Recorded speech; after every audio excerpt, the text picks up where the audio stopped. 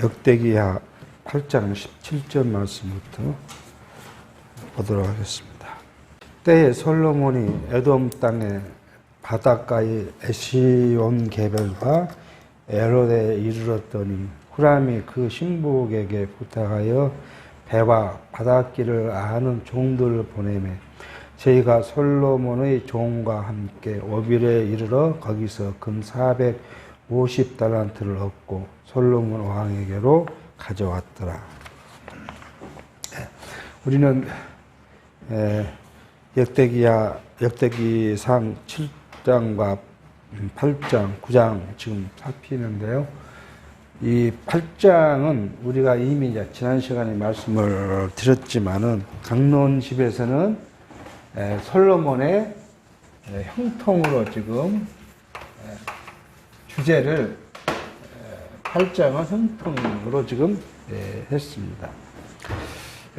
우리는 그 하나님께서 역사 가운데 섭리하시는 것들을 우리가 해석해 보면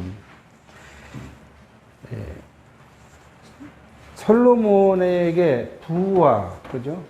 솔로몬이 부와 명예, 9장에서는 솔로몬의 그 이 명예를 이제 이야기했으니까요.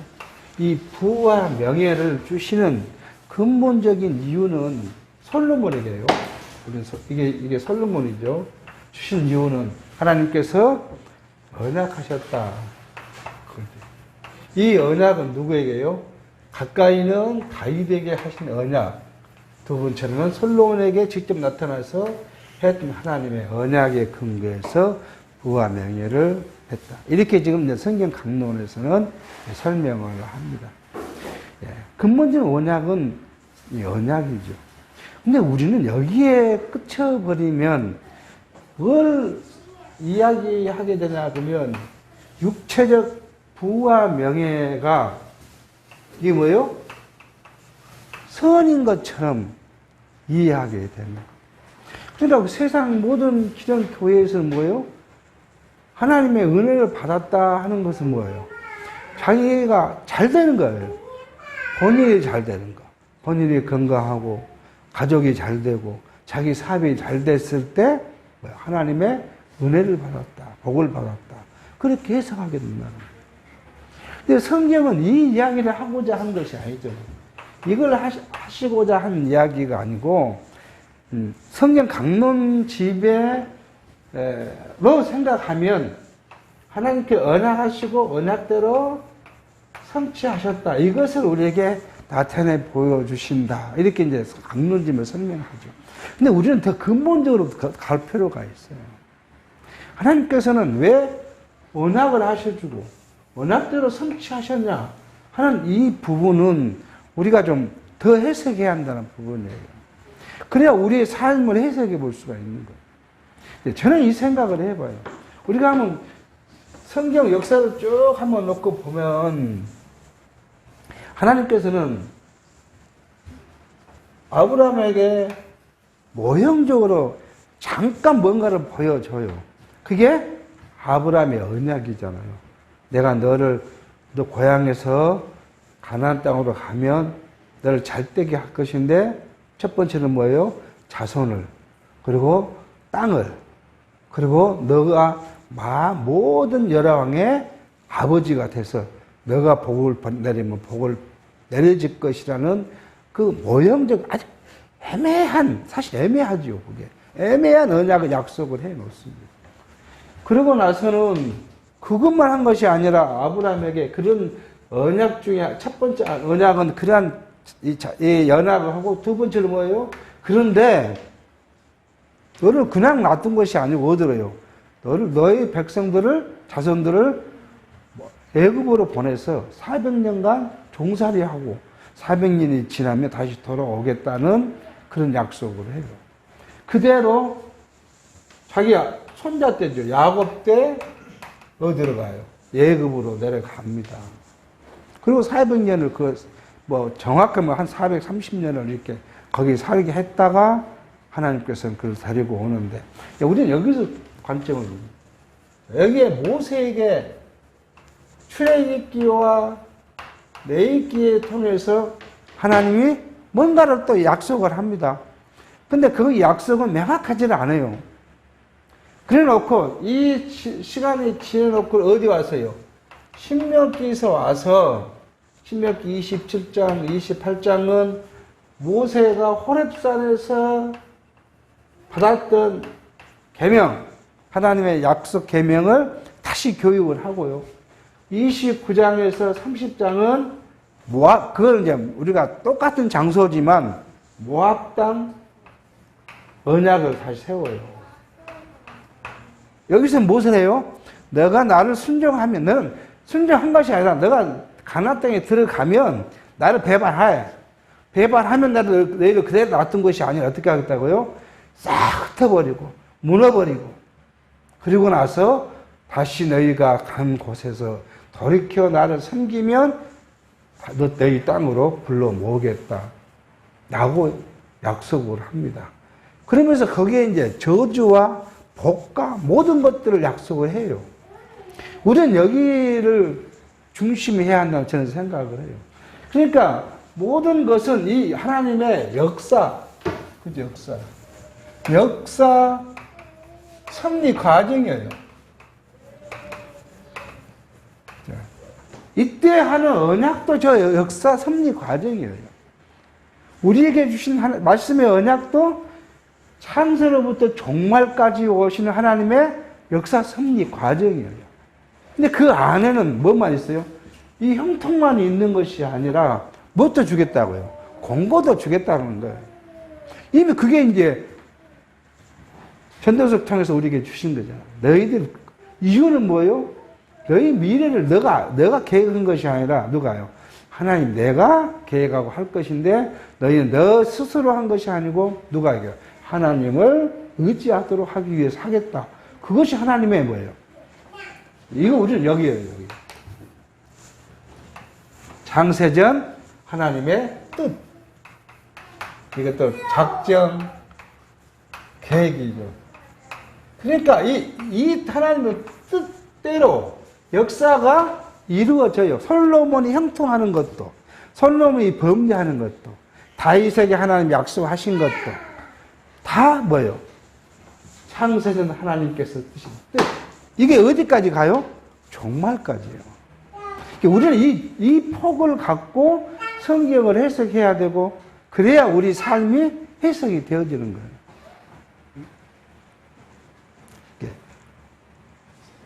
그냥 하나님께서는 약속했고, 약속대로 솔로몬을 부육해줬다. 그런데 이 부육한 것이 뭐냐? 우리는 역사를 우리가 살펴왔어요. 이미 역사를 살폈기 때문에 살핀 거예요. 하나님 솔로몬의 부와 명예가 뭘 만들어내요? 부패를 만들어내요. 그래서 솔로몬이 뭐예요? 우상을 섬기게 되고요. 이건 솔로몬의 일만이 아니에요, 이게. 오늘 현대를 사는 우리도 마찬가지예요. 하나님께서 우리를 어떤 때는 뭐세요? 성공의 자리에 갖다 놓기도 하고, 어떤 때는 실패의 자리에 갖다 놓은 것이 뭐예요? 그게 자기 뜻, 이 뜻을 이루어가는 역사 과정이에요. 그런데 하나님은 이스라엘 백성을 어떻게 하겠다고요? 쪼개고, 없애고, 흩으시고, 이렇게 하겠다고 하는 것을 뭘요? 괜히 한 것이 아니라는 거예요, 여기에요. 괜히. 하나님께서는 이스라엘 백성들을 그렇게 징계하는 것이 우리말로는 괜히 아무 일도 없는데 갑자기 딱 뭐 하시던 게 아니에요. 꼭 뭘 줘요? 때리시는 이유를 줘요. 그래야 뭐 사람이 수긍할 거 아니에요. 그것이 뭐예요?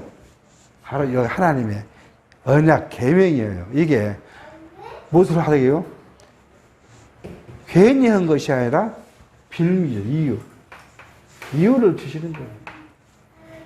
그러니까 이유 없이 뭘 하나님 하시지는 않아요. 그러니까 솔로몬의 나라가 나누어지는 것이 그냥 하나님의 기분 나쁘니까 나눈 거 아니에요. 하나님 그렇게 변덕쟁이 같으면 우리가 하나님을 믿을 수가 없죠. 날마다 하나님 변덕을 부를 거 아니에요. 근데 하나님 뭐예요? 이미 430년 전, 500년 전에 모세를 통하여 다 그렇게 하겠다고 드러내고 자기의 영원정 자기의 뜻, 그 뜻을 모세를 통하여 드러내놓고 이런 과정을, 역사 과정을 간 다음에 내가 어떻게 하겠다고 너희를 그렇게 한 이유는, 때리는 이유는 너희가 나만을 의지하고 섬기게 하기 위해. 이걸 이미 모세 율법을, 십계명을 받은 것이 BC 1446년이니까, 그리고 지금 솔로몬은 970년 때니까 이미 그 장구한 시간 전에 그렇게 드러내 보셨다. 그래서 이제 결국 우리는 뭐예요? 솔로몬이, 제가 지난 시간에 말씀드렸던 이것이, 이 형통이라는 것이 꼭 형통이 아니라 뭐예요? 부패의 과정을 설명합니다. 돈이 많아지니까 이제 뭐예요? 온갖 자기 육체를 위해서만 보여요. 다음에 이제 9장에가 명예가 나오는데, 명예가 되니까 무엇을 해요? 온갖 육체적인 것을 다 해요. 그게 다 해보는 거예요. 하여튼, 우리 이것을 우리 갖고 와서 실용적 의미를 우리 해석해 보면, 우리도 똑같은 일을 계속 반복하고 있다는 거예요. 그게. 그렇게 함으로써 뭘 해요? 하나님을 알게 하고, 하나님을 섬기게 하는 목적이 그러니까, 하나님은 우리를 괜히 그렇게 하는 것이 아니라, 우리를 통해서 자기가 자기의 뜻을 성취해 가시는 섭리 과정이라는 사실을 알게 합니다. 그러기 위해서 지금 8장에서 하나님의 형통도 주시고, 9장에서 그 솔로몬의 명예, 온 솔로몬의 명성이 이루어지니까 각 나라들이 솔로몬에게 와서 종업을 바치고 이렇게 하게 하신 그 이유가 뭐예요? 결국은 이태 와서, 그죠?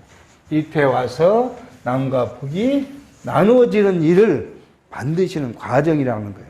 그러니까 오늘 우리 삶을 오늘로 딱 끝나는 것이 아니라 뭐예요? 하나님은 10년 후에, 20년 후에 우리를 어떻게 하시기 위해서 오늘 해 나가신다는 거예요. 그러니까 우리가 그냥 오늘 하루만 생각하면 너무 힘들고 불편하고 낙심할 수 있어요.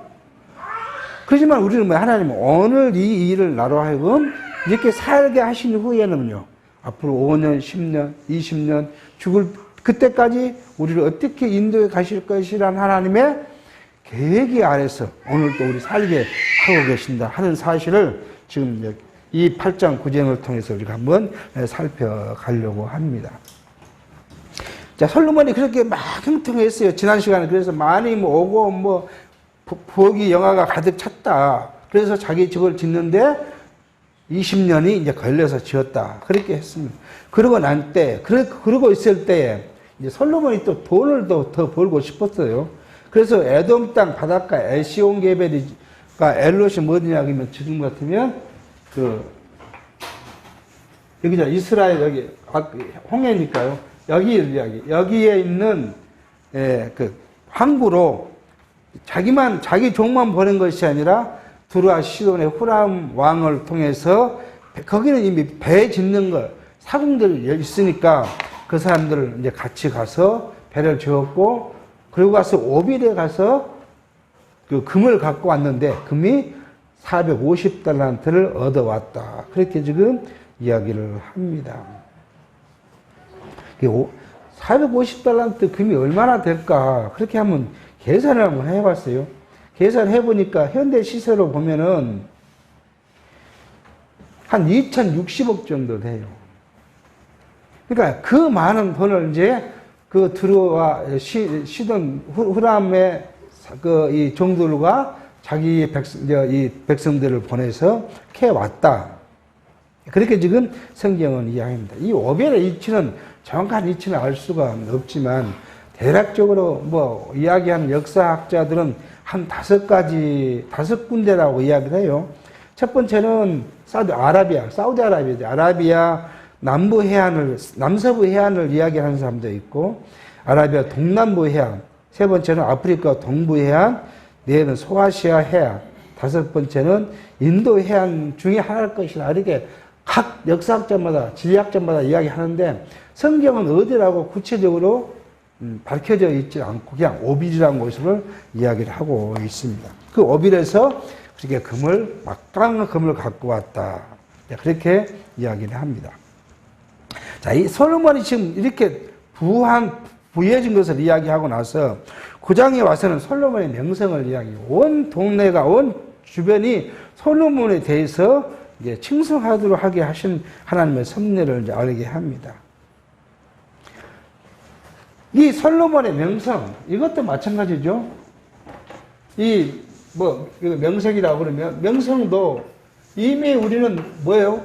하나님께서 솔로몬에게 뭐 주셨어요? 너 부만이 아니라 명예도, 명성도 다 줄 것을 예고하죠. 그건 뭐예요? 지혜잖아, 지혜. 그러니까 솔로몬의 지혜가 소문이 나서 도저히 솔로몬을 감당할 수가 없는 사람들이. 그래서 그걸 솔로몬의 지혜를 듣고 싶어서 각 왕들이 솔로몬을 찾아봤던 이야기들을 지금 이제 9장에서 하고 있게 됩니다. 9장 1절입니다. 그 중에 대표적인 사람이 나오는데, 스바 여왕이 솔로몬의 명예를 듣고 와서 어려운 문제로 솔로몬을 시험코자 하여 예루살렘에 이르니 수원이 심히 많고 향품과 많은 금과 보석을 약대에 실었더라. 저가 솔로몬에게 나와 자기 마음에 있는 것을 다 말하며 솔로몬이 그 묻는 말을 다 대답하였으니 솔로몬이 음미하여 대답하지 못한 것이 없더라. 이런 솔로몬의 지혜에 대한 명성을 듣고 스바에 있는 여왕이 왔다. 이 스바가 어디 지역이냐 그러면 지금으로 예멘 지역이라고 합니다. 예멘 지역에 있는 한 여왕이 솔로몬이냐 뭔가 귀한 것들을 가지고 솔로몬을 왔는데 솔로몬을 시험해보고자 자기 마음속에 있는 것들을 이야기했더니 솔로몬이 조용히 생각한 것이죠. 그 생각에 해서 그 대답하지 못한 것이 하나도 없다. 그렇게 지금 성경은 이야기를 하고 있습니다. 그러니까 이러한 지혜, 솔로몬의 지혜는 명성의 근본은 지혜인데 이 지혜는 인간적 지혜가 아니라 뭐예요? 신적 지혜를 이야기합니다. 그러니까 하나님께서 주시겠다는 지혜. 그러니까 오늘 우리는 하나님의 지혜를 구해요. 그러니까 야고보 선생은 그렇게 너희들이 하나님께서 후히 주시는 은혜를 갖고 있는데 그 중에 너희는 뭘 구하라고요? 하나님 지혜를 구하라고 그래요. 하나님을 알고 하나님의 아는 지식이 모든 것의 근본이니까 하나님을 알게 됐을 때 그 지혜로 무엇도 해석할 수 있어요? 세상의 것들을 왜요? 하나님이 세상으로 하나님께서 계획과 그 작전과 섭리대로 세상을 운행하시고 하시기 때문에 하나님을 알게 되면 세상을 알게 된다는 거예요. 그렇게 해서 하나님의 신령한 지혜를 우리가 구하는 것도 매우 중요합니다. 하나님의 신령한 지혜가 없으면 무엇을 얻게 돼요? 육체적인 것, 인간의 지혜예요. 인간의 지혜는 뭐예요? 단순합니다. 인간의 지혜는. 이 지혜가, 인간의 지혜롭다는 사람은 뭘 많이 해요? 가장 많이 하는 사람은 뭐예요? 사기치는 거잖아요, 사기쳐요. 적당히 꾸며서 이야기하고, 그렇게 자기의 이득은, 그게 인간의 지혜예요. 하지만 하나님의 지혜는요, 그게 선이고, 절대란 사실을 알게 하시죠. 그러니까 열왕기상 3장 12절에 그렇게 말해요. 내가 내 말대로 내게 지혜롭고 총명한 마음을 주노니 너의 전에도 너와 같은 자가 없거니와 너의 후에도 너와 같은 자가 일어남이 없으리라고 하나님께서는 솔로몬에 약속한 대로 그 지혜를 주셨다. 근데 그 지혜 때문에 솔로몬의 명성이 이제 퍼졌다는 거잖아요. 3대 스바 여왕이 솔로몬의 지혜와 그 건축한 궁과 그 상의 식물과 그 신복들의 자석과 그 신하들의 시립한 것과 그들의 공복과 술 관원들과 그들의 공복과 여호와 전에 올라가는 청계를 보고 정신이 현황하여 왕께 고하되 내가 내 나라에서 당신의 행위와 당신의 지혜에 대하여 들은 소문이 진실하도다. 내가 그 말을 믿지 아니하였더니 이제 와서 목도한즉 당신의 지혜가 크도다 한 말이 그 절반도 못 되니 당신은 내가 들은 소문보다 진하도다. 그렇게 이제 솔로몬을 짙게 세웁니다. 그러니까 자기 고향에서 들은 것보다 훨씬 솔로몬의 지혜가. 근데 그 지혜가 표현되어 있는 건 뭐예요? 우리가 보면 우리 저 서울에 그 왕궁을 가면 왕이 앉았고 그 직분보다 쫙 도열되어 있잖아요. 그것이 이제 신하의 시립이죠. 신하들이 시립되어 있는 거, 그 신하들이 입고 있는 옷, 그 다음에 행정, 체계, 이런 것도 보니까 도저히 자기가 생각과 한 것보다 그 이상의 것이어서 현기증 날 정도로 놀랐다는 걸 알겠어요. 자, 그렇고 진짜 복되도다 당신의 사람들이여, 복되도다 당신의 이 신복들이여, 항상 당신 앞에 서서 당신의 지혜를 들으미노다. 당신의 하나님 여호와를 송축할지로다. 하나님이 당신을 기뻐하시고 그 위에 올리사 당신의 하나님 여호와를 위하여 왕이 되게 하셨도다.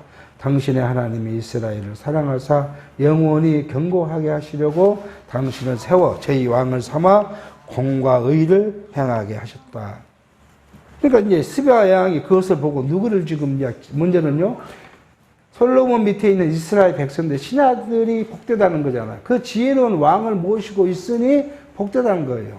그리고 솔로몬이 이렇게 복을 주신, 지혜를 주신 하나님을 찬송하여. 솔로몬에게 당신이 어떻게 해서 영광을 돌린 것이 아니라 스바 왕은 뭐예요? 하나님께서 솔로몬에게 주신 지혜. 그 근본이 하나님에게 있으므로 하나님을 먼저 찬양하게 합니다. 우리는 이걸 생각해 보면 지금 솔로몬의 8장에서 하나님께서 손에 준 여러 가지 복을 이야기했는데, 사실 인간은 하나님께, 인간의 그냥 그 자체, 우리 육체적 자체로는 하나님께 복을 받을 만한 그런 자격이 별로 없어요. 우리가 하나님께 내놔가지고 하나님 나를 어떻게 이뻐보고 보고 달라는 만한 자격이 있겠습니까? 그건 없어요. 근데 하나님께서는 왜요? 왜 우리를 복을 주시는가? 그게 하나님의 뭐예요? 언약입니다. 하나님께서 우리에게 복을 주신 이유는, 신령한 복을 주신 이유는, 우리는 이미 죄 아래에 있고요. 그죠? 우리는 죄 아래에 있고, 우리는 육체적으로는 우리가 마음대로 한 것 같지만, 근본적으로는 절대적 우리는 뭘 갖고 있지만 자유의지가 없어요. 그러니까 우리가 뭘 할 수 있는 거 아니죠. 그리고 그런데 불구하고 하나님은 자기 택한 백성들에게 주실 복을 뭐요? 주시겠다고 약속했으니 우리에게 그 약속대로 주신다는 사실을 이 말씀을 통해서 알게 해요. 이러한 것들은 뭐예요? 장차 오실 누구의 그리스도에 대한 지혜, 그에 대한 모형이라는 사실. 그러니까 지혜의 근본이 하나님이시고 하나님이신 그리스도의 지혜를 보여주시기 위한 솔로몬에게 준 것이 바로 그리스도의 지혜에 대한 모형과 일표라는 사실을 우리로 알게 하십니다. 자, 그렇기 때문에 하나님을 아는 것이 뭐예요? 잠언서 기자는 지혜의 근본이라고 이야기를 해요. 9절 이에 제가 금 220달란트와 심이 많은 향품과 보석을 왕께 드렸으니 스바이 왕이 솔로몬에게 드린 향품 같은 것이 전에는 없었더라. 후람의 신복들과 솔로몬의 신복들도 오빌에서 금을 실어 올 때에 백단목과 보석을 가져온지라. 왕이 백단목으로 여호와의 전과 왕궁의 층대를 만들고 노래하는 자를 위하여 수금과 비판을 만들었으니 이 같은 것들은 유다 땅에 전에는 보지 못하였더라.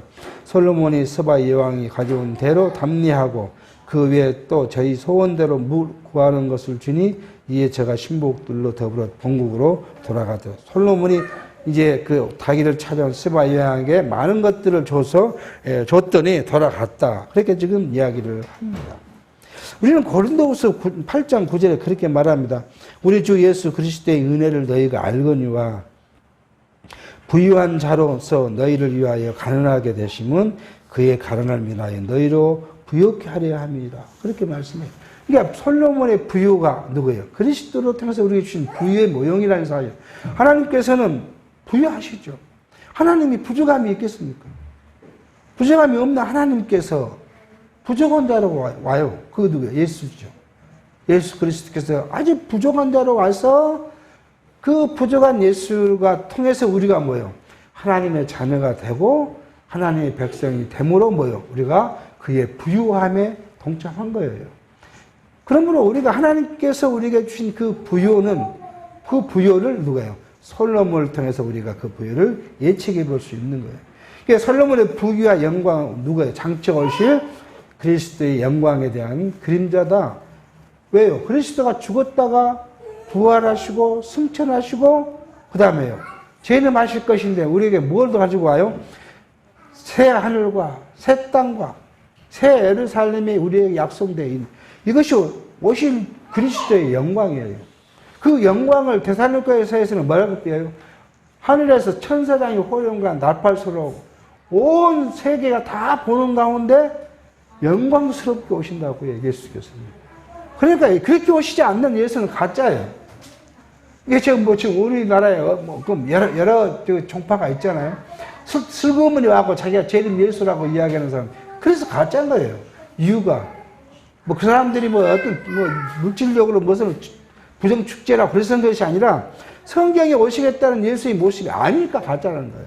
그 영광에 대한 예표로서 모형과 그림자인 것을 지금 이야기합니다. 그리고 이제 그 나라, 솔로몬 3절, 13절, 솔로몬의 솔로몬 나라가 이제 돈을 받죠. 옆에 주위로부터 돈을 받는데 그 세입금. 솔로몬의 세입금의 증수가 666금 달란트요. 그 외에도 상고와 객상들이 가져온 것이 있고, 아라비아 왕들과 그 나라 반백들도 금과 은을 솔로몬에게 가져온지라. 솔로몬 왕이 쳐서 느린 금으로 금 방패 200을 만들었으니 매 방패에 뜬 금이 600세겔이요. 또 쳐서 늘린 금으로 작은 방패 300을 만들었으니 매 방패에 든 금이 300세겔이라. 왕이 이것을 레바논 나무 궁에 두었더라. 왕이 또 상하로 큰 보좌를 만들고 정금으로 입혔으니 그 보좌에는 6층계와 금촛대가 있어 보좌와 연하였고, 앉은 자리 양편에는 팔걸이가 있고 팔걸이 곁에는 사자가 하나씩 섰으며, 이 12사자가 있어 그 6층계 좌우편에 섰으니 아무 나라라도 이같이 만든 것이 없었더라. 솔로몬이 마시는 그릇은 다 금이요 메바 나무의 궁의 그릇도 다 정금이니이다. 솔로몬의 시대는 은을 귀히 여기지 아니함은 왕의 배들이 후람의 정도로 함께 다섯으로 다니며 배가 3년에 1차씩 금과 은과 상아와 잔나비와 공작을 실어왔더라. 이게 부유해지니까 솔로몬이 한 거이 뭐예요, 이제요? 자기를 위해서 사는 거예요. 보십시오. 전쟁에 방패를 만드는데 금방패가 얼마나 무슨 소용이 있겠습니까? 근데 큰 금방패 300을, 작은 금방패 300을 만들어서 이게 들고 나면 얼마나 호화스럽겠습니까? 반짝반짝. 이 큰 방패가 금으로 되어 있으니 적군이 봤을 때 얼마나 호화스럽겠어요. 자기의 유형을 나타내는 데 씁니다. 그리고 자기 앉는 자리 보좌를 갖다가 상아로 만들고 그 상아에다가 뭐까지 빼요? 금으로 정금을 다 입히고요. 그러니까 이 호화스러운 것을 말할 수가 없는 것이죠. 그러니까 솔로몬이 전도서에서 했던 말이 이제 우리가 생각해 보면 자기가 세상에 나와서 해볼 거 다 해봤던 건 아니에요. 부귀와 영화를 다 누려보고 뭔가 걸 해봤는데 마지막 나이 들어 보니까 그거 다 허무하더란 거 아니에요. 그것을 만족을 해야 되는데요. 우리 생각 만족을 해야 되잖아요. 이게 날마다 그것 때문에 기쁘고 즐겁고 그냥 그것만 보면 노래가 나와야 되는데 그렇지 않다는 거 아니에요. 왜요? 더 뭔가를 해보고 싶고 더 지금 현대도 마찬가지예요. 우리가 왜 세속적인 것을 피하고 신령한 걸 찾아야 될 이유가 어디냐 그러면 세속적인 것에 물들어 살면 그 세속적인 것으로 기쁨은 잠시예요. 잠시. 그러면 그걸로서는 이제 만족이 안 됩니다. 더 큰 것이 우리에게 자극이 와야 기뻐져요. 그럼 또 그것을 맛보면 뭐예요? 더 큰 자극이 와야 우리 심령이 기뻐져요. 그러니까 세속적인 것은 우리의 욕망을 채울 수가 없어요. 우리가 생각해 보십시오. 10만 원만 생겨도 처음에는 우리가 어렸을 때 얼마나 기분 좋았어요? 아니 10만 원 아니라 그때는 100원짜리 줬잖아요. 그것만 기분이 좋아했는데 좀 크면은요 100원이 그게 말이 안 되잖아요. 10,000원이 가야 되고 50,000원이 가야 되고 10만 원이 가야 되고 100만 원을 왜요? 100만 원 지금은요 아무런 감흥이 없잖아요. 더 큰 돈이 와야 기뻐져요. 근데 그것도 감값. 그 다음에 또 어떻게 해야 돼요? 더 큰 돈이 와야 돼요. 이게 세상의 물질로서는 우리의 심령을 만족시킬 수가 없어요. 만족되지도 않고요. 근데 오직 뭐예요? 하나님의 말씀만이 우리의 심령을 만족해. 이것을 지금 오늘 이야기하고 있는 사실을 알게 합니다. 22절 솔로몬의 재산과 지혜가 천하 열방보다 큰지라. 천하 여러왕이 하나님께서 솔로몬의 마음에 주신 지혜를 들으며 그 얼굴을 보기 원하여 각기 예물을 가지고 왔으니 곧 은그릇과 금그릇과 의복과 갑옷과 향품과 말과 노새라 해마다 정한 수가 있더라. 솔로몬의 병거에 매는 말의 외양간이 4천이요 마병의 1만 2천이라 병거성에 두고 예루살렘 왕에도 두었더라. 솔로몬이 유브라데스 강부터 블레셋 땅과 애굽 지경까지 열왕을 관할하였으며 왕이 예루살렘에서 은을 돌같이 흔하게 하고 배왕목을 평지의 뽕나무같이 많이 하였더라. 솔로몬은 위에 예굽과 각국에서 말을 내어왔더라. 이렇게 부해지니까 이제 타락이, 본격적 타락이 옵니다. 솔로몬을 위해서 어쩐다고요? 예굽과 다른 데서 많은 말을 사왔다는 거 아니겠어요? 하나님께서 신명기 통해서 그렇게 해요. 신명기 10장 16절에 왕은, 이스라엘 왕은, 왕된 자는 말을 많이 두지 말 것이요. 말이 많이 얻으려고 그 백성을 예굽으로 돌아가게 말 것이니 이는 여호와께서 너에게 이르시기를 너희가 이 후에는 그 길로 다시 돌아가지 말 것이라 하였습니다. 그렇게 명령했음에도 불구하고 돈이 많아지니까 돈이 넘쳐났다는 거 아니에요. 은은 귀하게 여기지도 않았다는 거 아니에요. 내 반에 배운만 하면 뽕나무처럼 많았다는 거 아니에요. 이렇게 귀해지니까 뭐요? 자기를 위해서 예굽에서 많은 말을 가지고 왔다. 하나님의 명령을 거부한 거예요. 이게 바로 육체적 풍요의 신령적 부패를 이야기를 해요. 오늘 우리가 마찬가지예요. 자주 제가 말씀하지만 제가 경험해봐도 그래요. 육체적으로 막 잘 된다고 생각하면 어떻게 하면 그걸 더 크게 매진할까 생각을 해죠. 그러고 나서 생각해보면 어느 시간에 갑자기 모든 것이 쫙 흐물어집니다. 그때 생각해보면 내가 시간먹는 데였구나. 그런 생각을 해요. 우리 말씀을 느껴도 사실 생각하면 똑같은 일이 있어요. 뭐 구체적으로 이야기를 하지 않지만 이 성경신학, 언약성서 성경신학이 막 꽃이 피우고 전국적으로 막 교회가 생각되고 막 그렇게 하니까 뭐예요? 자기 명성이 올라가잖아요.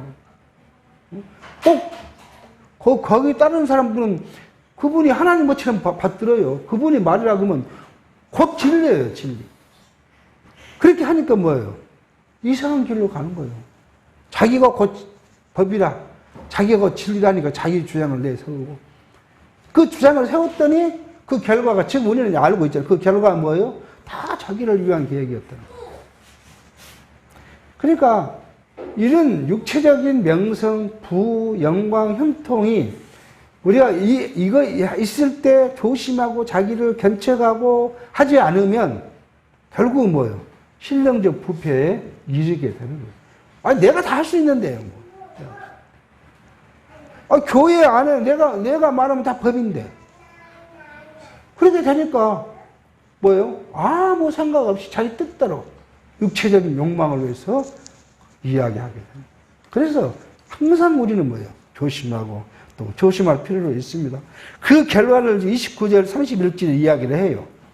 이 외에 솔로몬의 시종 형제가 선지자 나단의 글과 실로 사람 아이야의 예언과 선지자 이또의 묵시책 곧 이또가 느바스의 아들 여로보암에게 대하여 승책에 기록되지 아니하였느냐. 솔로몬이 예루살렘에서 온 이스라엘을 다스린 지 40년이라 솔로몬이 그 열조와 함께 자매 그 부친 다윗의 성에 장사되고 그 아들 르호암이 대신에 왕이 되니라. 근데 그 앞정은 뭐예요? 바로 아이야 이야기를 꺼낸 건 뭐예요? 아이야가 여로보암에게 뭐라고 했어요? 자기 옷을 찢어가지고 12개 중에서 11개를 주면서 내가 솔로몬의 나라를 띄어서 내게 줄 것이다. 그 이유가 뭐예요? 솔로몬의 부패였어요. 근데 그때 가면 그 이야기가 나와요. 솔로몬의 육체의 부패가 뭐예요? 솔로몬의 나라를 궁극을 만들어요. 근데 결국 우리는 어떻게 해석해야 돼요? 솔로몬의 부패는 그건 과정이에요, 과정. 부패란 결과 때문에 나타난 것이 아니라 하나님께서는 뭐예요? 영원 자기의 뜻이에요. 그래서 이 이유를 만든 거예요. 이유를 만들어서 그때 솔로몬의 나라를 둘러 나누고, 둘러 나누는 목적이 뭐예요? 하나는 범죄하지만 자기가 택한 백성이 아니기 때문에 다 멸해버리고, 남유다는 똑같이 범죄해도 내가 그 백성을 보호하고, 언제까지요? 그리스도께서 오실 때까지 보호한 그것을 나타내주기 위한 하나님의 역사 섭리 과정이라는 거예요. 그러니까 우리는 여기에서 항상 생각해야 돼요. 여기를 생각하고 그것이 역사 과정에서 하나의 이유의 과정에 불과한 사실입니다. 그러니까 오늘 우리 살아가는 모든 삶의 과정이 다 큰 틀의 하나님의 역사 섭리 과정이고, 그 과정 속에 우리를 살아가게 하므로 우리가 오늘 늘상 자주 말씀드리지만 오늘 힘들다고 우리가 오늘 시련이 있다고, 오늘 역경이 우리가 있다고 해서 실망하거나 낙심할 이유가 없다는 사실을 알게. 왜요? 하나님은 우리에게 분명한 약속을 하셨잖아요. 영원한 그 나라의 영광스러운 모습으로 우리를 보내겠다. 그 안에 우리를 넣고 우리로 하여금 뭘 받겠다고요? 하나님을 찬송하는 찬송을 받겠다. 어디서요? 새 예루살렘, 새 땅과 새 하늘에서. 그 보좌를 설명한 것이 계시록에서 설명한 거 아니에요. 그러면 우리가 지금 육체의 역은 부대나 우리나 하루에 3끼 먹고 4끼 먹고 5끼 먹더라도 좀 힘들게 살고 좀 편하게 살지만 결과는 어째요? 죽어요, 다. 여기 부자라고 200년 살고 300년 살지 않잖아. 아니 뭐 그렇게 돈 때문에 한다면 우리나라의 최고 부자들은 다 100살까지 살아야 되는데 100살까지 못 살고 80, 90에 다 죽잖아요. 우리도 딱 80, 90은 죽을 것이고요. 우리가 세상을 살 때 조금 육체적으로 보면 편하게 사냐, 안 편하게 사냐, 그 차이 외에는 아무것도 없어요. 그제 저녁에 TV를 보는데 그런 이야기 하더라고요. 부자도 고민이 많다고, 부자도.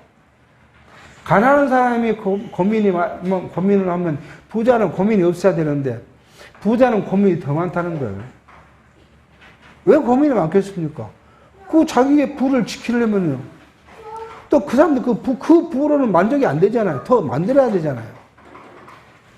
그러니까 결국은 우리가 그리스도로 신령한 삶을 살아가는 우리가 더 뭐예요? 행복해요.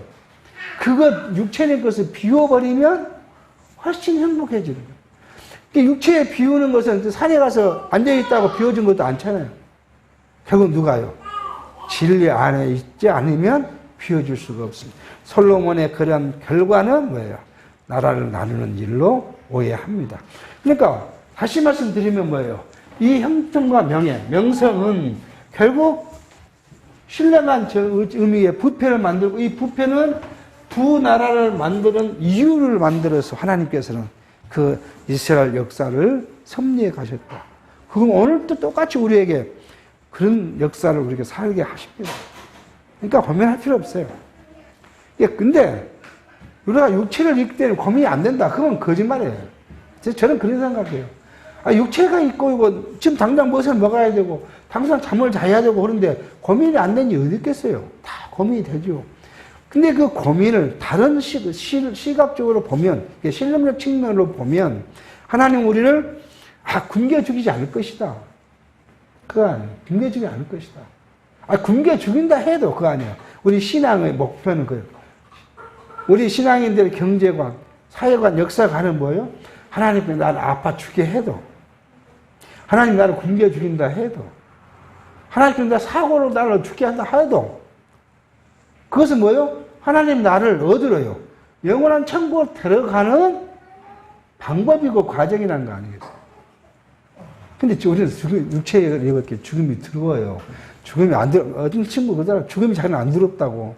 근데 진짜 나 서로 그랬어요. 부럽더라고요. 진짜 죽음이 안 두려울까? 근데 그런 친구는 교회도 안 다닌 친구예요. 근데 죽음이 안 두렵대요. 그래서 되게 충격받았습니다.